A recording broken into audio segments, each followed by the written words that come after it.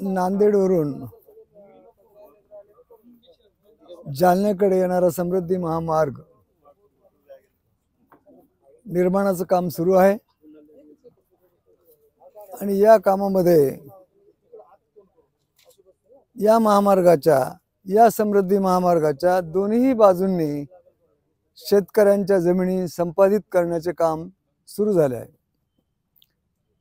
परंतु शेतकऱ्याच्या जमिनी संपादित करताना यामध्ये शासनाकडून दुजाभाव होत असल्याची भावना शेतकऱ्यामध्ये निर्माण झाली आहे आणि सत्य परिस्थितीप्रमाणे ही विसंगती नाही।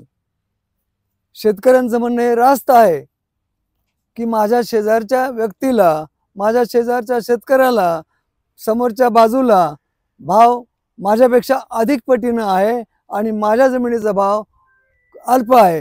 हा फरक असू नये, सर्वांना समान कायदा असावा आणि सर्वांना या समृद्धी महामार्गाच्या जमिनीच्या संपादन कार्यात सर्वांना न्याय मिळावा यासाठी दिलीपजी राठी, संपादक पार्श्वभूमी, दैनिक पार्श्वभूमी यांनी हे काम उपोषणाच्या माध्यमातून हाती घेतलं आहे आणि हा आवाज, शेतकऱ्यांचा आवाज शासनापर्यंत पोहोचावा म्हणून ते स्वतः शेतकऱ्यासोबत उपोषणाला बसले आहे। म्हणून आमचा शेतकऱ्यासह दिलीप राठीजींना संपूर्ण सहकार्य आणि पाठिंबा राहील।